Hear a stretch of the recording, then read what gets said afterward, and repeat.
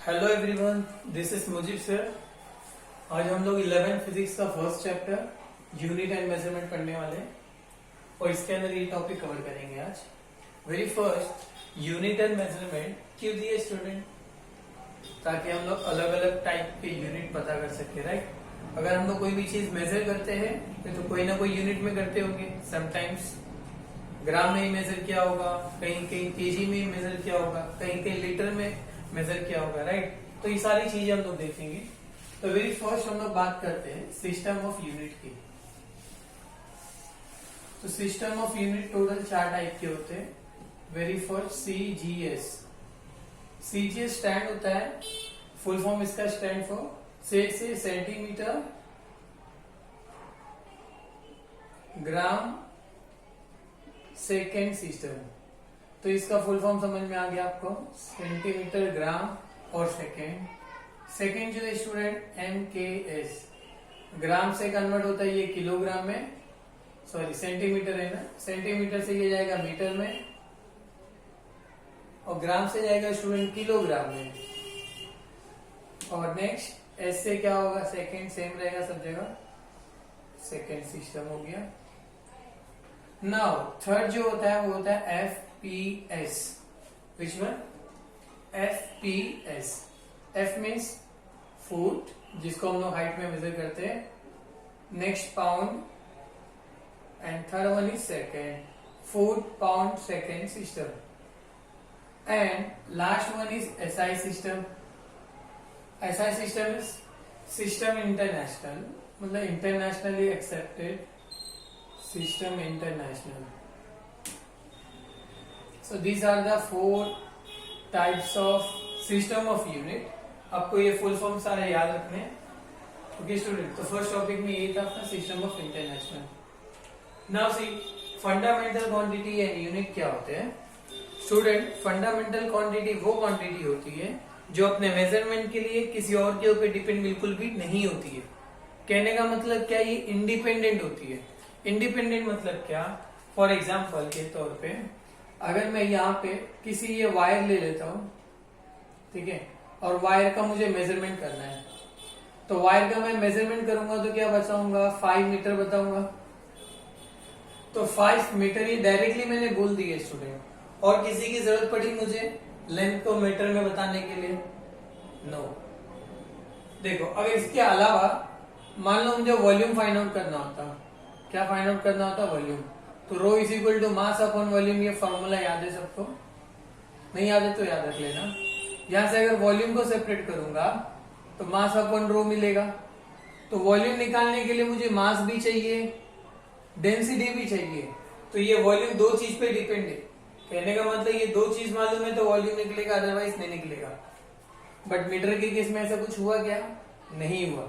तो ये क्या है, इंडिपेंडेंट है, इंडिपेंडेंट। और ये क्या, डिपेंडेंट है। तो फंडामेंटल क्वांटिटी का मतलब क्या होता है? द फिजिकल क्वांटिटी, क्या लिखेंगे हम लोग, the physical quantity which do not depend on another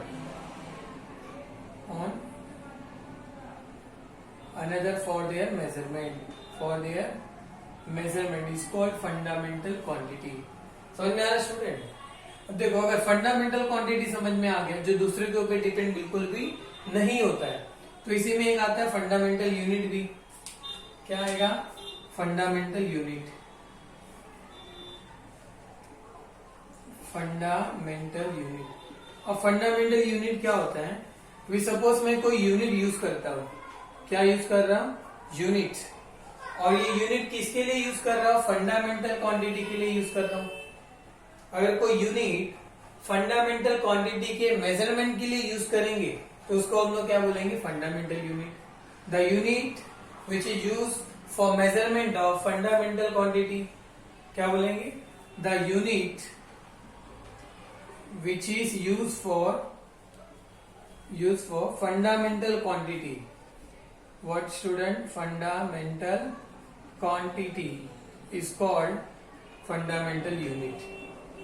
समझ में आ रहा है student? Fundamental quantity, fundamental unit. Okay, अब ये फंडामेंटल यूनिट जो है ना स्टूडेंट कितने टाइप के होते हैं, राइट, क्वेश्चन यही आ गया, टाइप्स ऑफ फंडामेंटल यूनिट। तो देयर आर 7 टाइप्स। कितने होते हैं? फंडामेंटल क्वांटिटी के 7 टाइप्स होते हैं। कौन कौन से होते हैं 7 टाइप्स, हम लोग देखेंगे वन बाय वन। तो वेरी फर्स्ट हम लोग बात करते हैं लेंथ की। लेंथ एक फंडामेंटल क्वांटिटी है। क्यों? किसी और के ऊपर डिपेंड नहीं होता है मेजर करने के लिए। इसका यूनिट हम लोग मीटर में दिखाते हैं। नेक्स्ट मास की बात करते हैं। तो मास भी एक फंडामेंटल क्वांटिटी है जो दूसरे के ऊपर डिपेंड बिल्कुल भी नहीं होता है। इसको हम लोग केजी में शो करते हैं यूनिट इसका। देन हम लोग देखेंगे टाइम।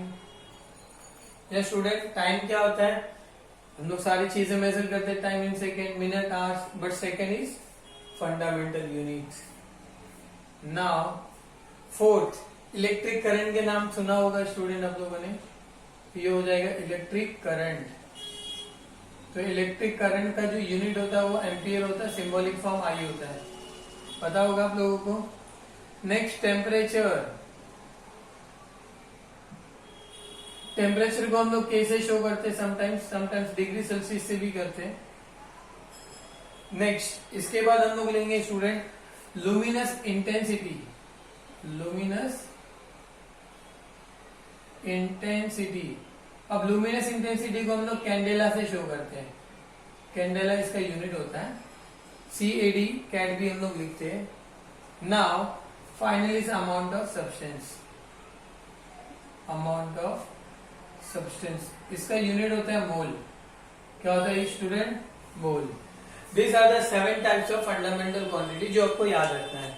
कौन कौन से? Length, mass, time, electric current, temperature, luminous intensity और फाइनली क्या है हमारा? Amount of substance. So these are the 7 fundamental units. Okay, types of fundamental units. Now अगर आपको ये फंडामेंटल क्वांटिटी क्लियर हो गया है तो इसी का एक छोटा भाई समझ लो, derive unit. What is that? Derive unit. तो डेराइव यूनिट क्या होता है स्टूडेंट? इसी का ऑपोजिट बता दो। The physical quantity which do not depend on another for their measurement. अब यहाँ पे क्या लिख देंगे? ये डिपेंडेंट होता है। क्या होता है? ये डिपेंड होता है। अगर कोई मेजरमेंट, कोई फिजिकल क्वांटिटी जो मेजरमेंट के लिए किसी और के ऊपर डिपेंडेंट है तो उसको हम लोग क्या बोलेंगे? डेराइव क्वांटिटी बोलेंगे। क्या बोलेंगे स्टूडेंट? Derive quantity.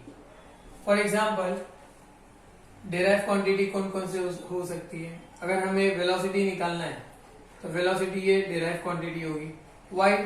क्योंकि वेलोसिटी क्या होता है? डिस्टेंस अपॉन टाइम होता है, राइट ना? डिस्टेंस अपॉन होता है टाइम।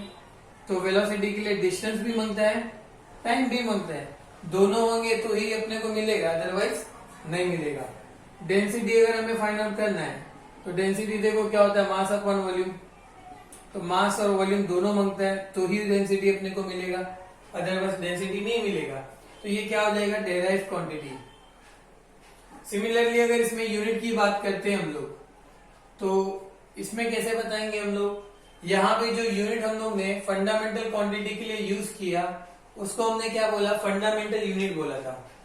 अब यहाँ पे जो यूनिट डेराइव क्वांटिटी के लिए यूज करेंगे उसको हम क्या बोलेंगे? Derive unit. So this two topic clear student. System of unit क्या होता है? This are the 4 type of system of unit. Then fundamental quantity in unit क्या होते हैं? तो जो डिपेंड नहीं होता दूसरों के ऊपर मेजरमेंट के लिए वो फंडामेंटल क्वांटिटी, और जो यूनिट मेजर करेंगे उसके लिए वो फंडामेंटल यूनिट। जो दूसरों के ऊपर डिपेंड होगा वो डेराइव क्वांटिटी, और जो यूनिट इसके लिए यूज करेंगे वो डेराइव यूनिट। 7 टाइप के फंडामेंटल यूनिट भी समझ में आ गए। Length, mass, time, electric current, luminous intensity, temperature, amount of substance. वो क्लियर हो गया। अब देखो इसके अलावा भी जो है ना हमारे पास और 2 यूनिट और सप्लीमेंट्री यूनिट भी होते हैं इसके अलावा। तो देखो सप्लीमेंट्री यूनिट स्टूडेंट कितने टाइप के सप्लीमेंट्री यूनिट होते हैं? तो हमारे पास सप्लीमेंट्री यूनिट जो है वो 2 है। और वो 2 कौन से हैं देखेंगे यहाँ पे। तो एक तो अपने पास है प्लेन एंगल, और सेकेंड वाला जो है solid angle. See one by one. Plane angle को हम लोग डिनोट किससे करते हैं? प्लेन एंगल को हम लोग डिनोट करते हैं डी थीटा से, और इसको डिनोट करते हैं डी ओहम से। ओके, अब इसका यूनिट क्या होता है? रेडियन। इसको रेडियन के फॉर्म में शो करते हैं, इसको स्टे रेडियन के फॉर्म में शो करते हैं। This are the units. Okay, अब हम लोग प्लेन एंगल क्या होता है वो देखेंगे। तो प्लेन एंगल के लिए हम लोग क्या करेंगे, एक हम लोग ना सेक्टर उठा लेते हैं। किसका सेक्टर उठा लेंगे? एक सर्कल का।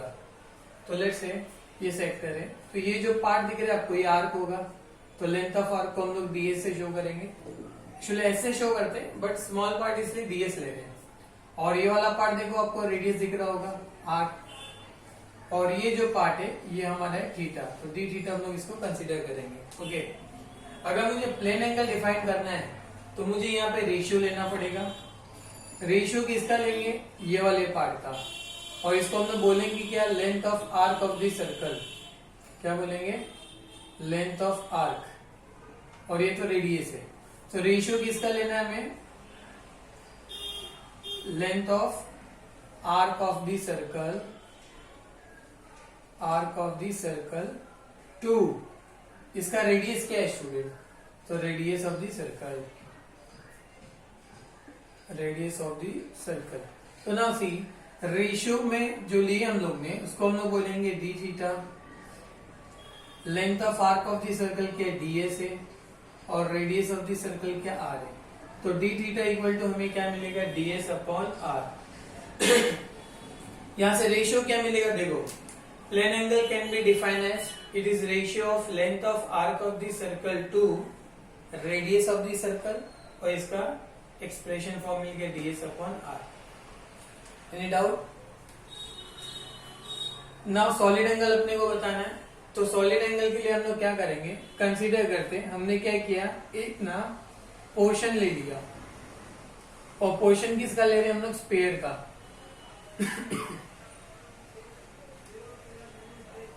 ये थोड़ा 3D डायग्राम में बना रहे हैं हम लोग। तो ये जो है ना पोर्शन ऑफ द स्फीयर है, और पोर्शन ऑफ द स्फीयर का ये जो दिख रहा है आपको, ये एरिया है। तो डी क्या हो गया? ये area of portion of the sphere है, और यहाँ पे इसका रेडियस भी होगा, तो लेट से ये रेडियस क्या है इसका? आर है। तो अपने को ये एंगल फाइंड आउट करना है, सॉलिड एंगल। तो ये भी क्या होता है? एक रेशियो के फॉर्म में होता है। तो इसका रेशियो क्या होगा? एरिया ना student, area of portion of the sphere. So ये रेशियो क्या होता है? Area of portion of the sphere, portion of the sphere to किसके साथ होगा? Square of radius of the sphere, square of radius of the sphere. तो देखो student, इसको शो किसे करते हैं हम लोग? डी ओम से, राइट। और एरिया ऑफ स्क्वायर अपने पास है डी ए, और radius of the square r square हो जाएगा। स्क्वायर ऑफ रेडियस था ना। नाउ समटाइम्स न्यूमेरिकल में क्या होता है? डी ए की जगह पे अपने को कुछ चेंज करना पड़ता है। What? Area of the square क्या होता है? 4 पाई आर, अपन में क्या? R square. एक आर कैंसिल होके 4 पाई अपन में आपको क्या मिलेगा? आर। तो ये क्या मिल जाएगा अपने को? सॉलिड एंगल का फॉर्म मिल जाएगा। तो ये थे सप्लीमेंट्री यूनिट। फंडामेंटल तो 7 हम लोग ने देख लिया था। नाउ 2 सप्लीमेंट्री यूनिट थे, वन इज सॉलिड एंगल, दूसरा क्या? Plane angle. तो प्लेन एंगल को हमने कैसे डिफाइन किए थे? It is ratio of length of the arc of the circle to क्या हो जाएगा? रेडियस ऑफ द सर्कल होगा। नाउ सॉलिड एंगल में क्या देखा था हमने? It is ratio of area of portion of the sphere to square of radius of the sphere. Clear student? This two topic supplementary unit. Now see, third topic जो है हमारा इसका convention for use SI unit. Convention का मतलब क्या है unit? Student, unit जो हम लोग यूज करते हैं, कन्वेंशन का मतलब क्या होता है? जो भी यूनिट हम लोग यूज करते हैं तो उसको किस वे में यूज करेंगे, और उसका रूल क्या है यूज करने का। तो वन बाय वन हम लोग देखते हैं कन्वेंशन। तो वेरी फर्स्ट क्या, जितने भी यूनिट्स हम लोग यूज करेंगे, यूनिट जितने भी यूज करेंगे वो सारे के सारे क्या होंगे? सिंबॉलिक फॉर्म में होना चाहिए। क्या होना चाहिए स्टूडेंट? Symbolic form. ये मैं शॉर्ट फॉर्म में सब लिख रहा हूं, तो आप लोग एक सेंटेंस बना करके लिखना है। क्या लिखेंगे? All unit should be in symbolic form. For example मैं मीटर लिखता हूं तो मीटर के लिए सिंबॉलिक फॉर्म यूज करूंगा। जैसे किलोग्राम लिख रहा तो मैं क्या यूज करूंगा? केजी यूज करूंगा। मीटर या केजी या newton, this are the symbolic form of unit. जब भी हम लोग यूनिट करेंगे तो पहला स्टेप ये याद रखना है कि all unit should be in symbolic form. Second, इसका कन्वेंशन क्या है? मान लो हम लोग यूनिट यूज कर रहे हैं और वो यूनिट क्या है? नेम ऑफ द पर्सन है। तो यहाँ पे मैं शॉर्ट फॉर्म में लिखता हूं, इफ यूनिट क्या आ रहा है student? Name of the person आ रहा है। अगर unit name of the person है और इसका फुल फॉर्म अगर हम लोग लिख रहे या फुल नेम लिख रहे, क्या लिख रहे? फुल नेम, तो इसका स्टार्टिंग लेटर जो होगा ना, स्टार्टिंग लेटर वो होना चाहिए स्मॉल से। Starting letter should be small, should be small. For example मुझे अगर 1 न्यूटन लिखना है तो मैं क्या लिखूंगा? 1 न्यूटन लिखूंगा। और 1 न्यूटन ऐसा बिल्कुल भी नहीं लिखूंगा, ठीक है ना? ये गलत हो जाएगा। स्टार्टिंग लेटर क्या होना चाहिए? न्यूटन। अगर मुझे लिखना है 1 जूल तो मैं जूल इस तरीके से लिखूंगा, ना कि 1 जूल। अगर ऐसे लिखेंगे तो आपका आंसर क्या होगा? गलत होगा और एक कन्वेंशन के अगेंस्ट होगा। अगर फुल नेम लिख रहे हैं तो, अगर इसी का अगर सिंबॉलिक फॉर्म लिख रहे हैं हम लोग, अगर नेम ऑफ द पर्सन है यूनिट और इसी का सिंबॉलिक फॉर्म लिखते हैं तो symbolic form should be capital letter होना चाहिए। वो क्या होना चाहिए? Capital letter. कैपिटल लेटर क्या होगा? फॉर एग्जाम्पल अगर मुझे 1 न्यूटन लिखना है तो 1 न्यूटन के लिए मैं क्या लिखूंगा? 1 एन। 1 जूल लिखना है तो 1 जे लिख दूंगा। समझ में आ रहा है? अगर 1 एम्पियर करंट चाहिए तो 1 ए लिखूंगा। These are the second convention for writing SI unit. Now, third जो इसका convention है, जो unit should not be in plural form. Should not be in plural form. Plural का मतलब क्या होता है? जो बहुत ज्यादा होते हैं, that is वो। अगर मैं लिखता हूँ मीटर, 1 मीटर लिख रहा हूँ। अगर 5 मीटर लिखना है तो हम लोग क्या लिखते हैं? अगर मैं मीटर लिख रहा हूँ 1 मीटर तो 1 मीटर। 5 मीटर के टाइम में बहुत से लोग क्या लिखते हैं? 5 मीटर्स। तो मीटर्स एस लगा देने से ही क्या बन जाएगा? प्लूरल बन जाएगा। तो ये प्लूरल फॉर्म में बिल्कुल भी नहीं चलेगा। तो हमें क्या लिखना है? 5 मीटर ही लिखना है। क्लियर हो गया? तो फर्स्ट 3 क्या क्या था? वापस से देखो, all unit should be in symbolic form. Second क्या था? जो भी यूनिट अगर नेम ऑफ द पर्सन है तो उसको हम लोग कैसे लिखेंगे? अगर पूरा नेम लिखना है तो उसका नाम स्मॉल लेटर से स्टार्ट करेंगे। अगर सिंबॉलिक फॉर्म में लिखना है तो हम लोग कैसे लिखेंगे? कैपिटल लेटर में लिखेंगे। और unit should not be in plural form. Plural form में बिल्कुल भी नहीं होना चाहिए। नेक्स्ट स्टूडेंट, इसका यूनिट क्या है? अगर मान लो हम लोग यूनिट को यूज कर रहे हैं तो unit do not contain any full stop और पंक्चुएशन मार्क। फुल स्टॉप, ठीक है, एंड पंक्चुएशन मार्क्स भी नहीं होना चाहिए जो हम लोग यूज करते हैं मोस्टली। फॉर एग्जाम्पल हमने 1 मीटर यूज किया, आगे डॉट दे दिए तो ये गलत हो जाएगा क्योंकि हमने यहाँ क्या ले लिया? फुल स्टॉप ले लिया। बिल्कुल नहीं लेना है आपको। 1 मीटर का 1 मीटर ही रहने देना है। समझ में आ रहा है? Unit do not contain any full stop and any punctuation mark. This are the 4 convention. और देखो एक कन्वेंशन क्या होगा स्टूडेंट? अगर हम लोग यूनिट यूज कर रहे हैं, क्या यूज कर रहे हैं? यूनिट डिनोमिनेटर और न्यूमरेटर में, न्यूमरेटर एंड डिनोमिनेटर में अगर कोई भी यूनिट यूज कर रहे हैं तो वो जो यूनिट है should be in same ratio. Should be in same ratio. Same ratio में वो यूनिट होना चाहिए, अदरवाइज हमारा जो यूनिट लिखने का भी है वो क्या हो जाएगा? रॉन्ग हो जाएगा। फॉर एग्जाम्पल सेम रेशियो मतलब क्या होगा? देखो अगर मेरे पास ऐसा यूनिट है, क्या है? ऐसा यूनिट किसका है? एक्सेलरेशन का है। एक्सेलरेशन को यूनिट हम लोग कैसे लिखते हैं? या तो हम लोग मीटर पर सेकेंड स्क्वायर लिखते हैं। ऐसे नहीं लिखना है तो हम लोग क्या लिखेंगे? मीटर, थोड़ा सा गैप देखेंगे, सेकेंड इनवर्स लिखेंगे, ये लिख सकते हैं। अगर ये नहीं लिखना है तो m डैश सेकेंड इनवर्स ऐसे लिख सकते हैं, लेकिन हम लोग कभी भी दोनों को कंबाइन करके ऐसे नहीं लिखेंगे, तो ये अलग वे हो जाएगा स्टूडेंट। समझ में आ रहा है क्या? तो यूनिट फिफ्थ वाला क्या है, अगर यूनिट हम यूज कर रहे हैं न्यूमरेटर और डिनोमिनेटर में, तो दोनों शुड भी क्या होना चाहिए, सेम रेशियो में होना चाहिए। तो जैसे मीटर पर सेकंड स्क्वायर है, ये तो मीटर थोड़ा सा डैश देके सेकंड स्क्वायर कर सकते हैं आप, या तो आप लोग क्या कर सकते हैं मीटर डैश सेकेंड इनवर्स ऐसे भी कर सकते हो, लेकिन बिल्कुल भी ऐसे नहीं करेंगे आप, मीटर सेकेंड इनवर्स या मीटर दोनों को कंबाइन करके सेकेंड इनवर्स, ये सारे के सारे क्या है, गलत मेथड है। ये 5 समझ में आएगा रूल, और भी इसके रूल है। देखो नेक्स्ट रूल क्या है इसका, अगर हम लोग यूनिट यूज कर रहे हैं और कॉम्बिनेशन ऑफ यूनिट को हम लोग अवॉइड करेंगे, यूनिट जब यूज कर रहे हैं तो कॉम्बिनेशन ऑफ यूनिट जो होंगे, कॉम्बिनेशन ऑफ यूनिट उसको क्या करेंगे, अवॉइड करेंगे। अगर हमारे पास कंबाइन यूनिट है, अगर कॉम्बिनेशन यूनिट को किसी एक सिंगल में एक्सप्रेशन करने वाला यूनिट है तो वो यूज करेंगे, ना कि कॉम्बिनेशन यूनिट। फॉर एग्जाम्पल हम लोगों को फोर्स इज इक्वल टू मालूम है मास इंटू एक्सेलरेशन होता है। फोर्स का यूनिट क्या होता है, मास का यूनिट क्या होता है केजी, एक्सेलरेशन का यूनिट क्या होता है मीटर पर सेकेंड स्क्वायर। तो ये फोर्स का यूनिट क्या हो गया, केजी मीटर पर सेकेंड स्क्वायर, ये कॉम्बिनेशन ऑफ यूनिट हो गया। क्या हो गया स्टूडेंट, कॉम्बिनेशन ऑफ यूनिट। इसको हम लोग अवॉइड करेंगे। अवॉइड क्यों करेंगे, क्योंकि इसका एक कंबाइंड फॉर्म है, फोर्स का यूनिट होता है न्यूटन। क्या यूनिट होता है, न्यूटन। तो इसकी जगह पे हम लोग क्या यूज करेंगे, एन। तो ये जो 6 कन्वेंशन है यही बताता है कि कहीं पे भी 2 या 2 से ज्यादा यूनिट है, कॉम्बिनेशन यूनिट है, तो इसको अवॉइड करो।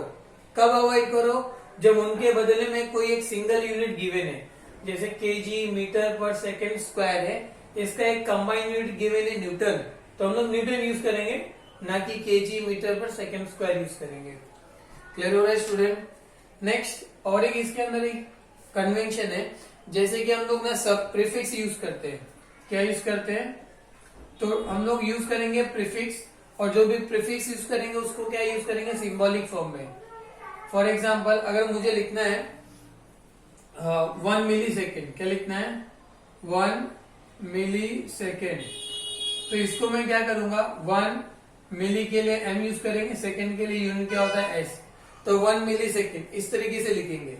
अगर 1 माइक्रो सेकेंड लिखना है मुझे, तो माइक्रो सेकेंड, तो हम लोग प्रीफिक्स यूज करेंगे, जो भी हम लोग यूज करेंगे, जैसे मिली के लिए यूज कर रहे हैं या माइक्रो के लिए यूज कर रहे हैं, तो उसका प्रीफिक्स हम लोग यूज करेंगे, स्टार्टिंग में उसका यूज करना है।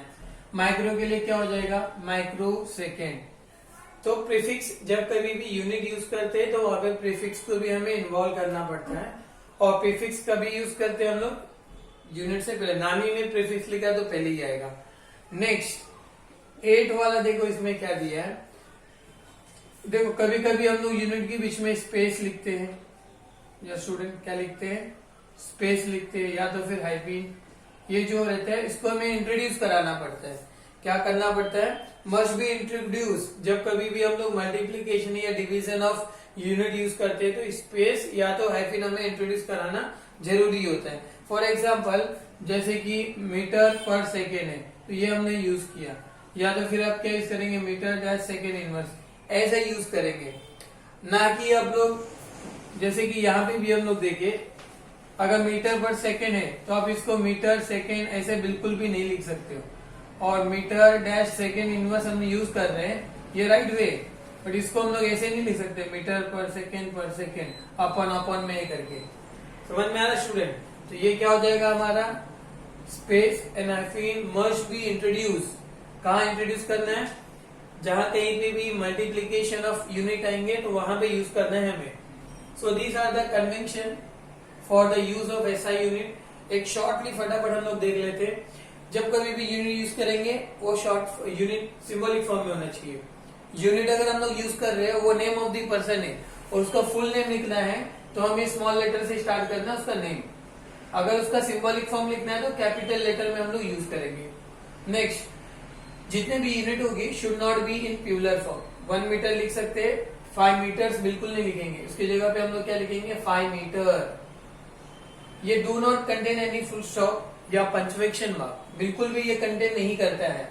नेक्स्ट जितने भी यूनिट होंगे न्यूमरेटर या डिनोमिनेटर में सारे के सारे क्या होना चाहिए, एक सिंगल रेशियोज में होना चाहिए। नेक्स्ट अगर हम लोग कॉम्बिनेशन ऑफ यूनिट यूज कर रहे हैं तो उसको अवॉइड करो। अगर हम कॉम्बिनेशन ऑफ यूनिट का कोई सिंगल यूनिट गिवन होगा, जैसे केजी मीटर पर सेकंड स्क्वायर का सिंगल यूनिट क्या है, न्यूटन है, तो हम लोग ये यूज करेंगे ना कि ये कॉम्बिनेशन। नेक्स्ट प्रीफिक्स हमें अप्लाई करना है, जब कभी भी यूनिट यूज कर रहे हैं तो प्रीफिक्स यूज करेंगे। जैसे मिली सेकेंड हो तो पहले मी दे देंगे। अगर मान लो मीटर पर सेकेंड को कोई बच्चे ने अगर ऐसे लिख दिया मी एस एम एस, तो ये तो मिली सेकेंड कहलाएगा। इसलिए पंचुएशन मार्क और स्पेस हाइफन बहुत कंपलसरी है स्टूडेंट, और लास्ट वाला स्पेस और हाइफन। होप ये वीडियो आपको अच्छा लगा होगा, तो ज्यादा से ज्यादा ये टॉपिक की प्रैक्टिस करो। नेक्स्ट क्लास में अब इसके आगे वाले टॉपिक कंप्लीट करेंगे। Thank you so much.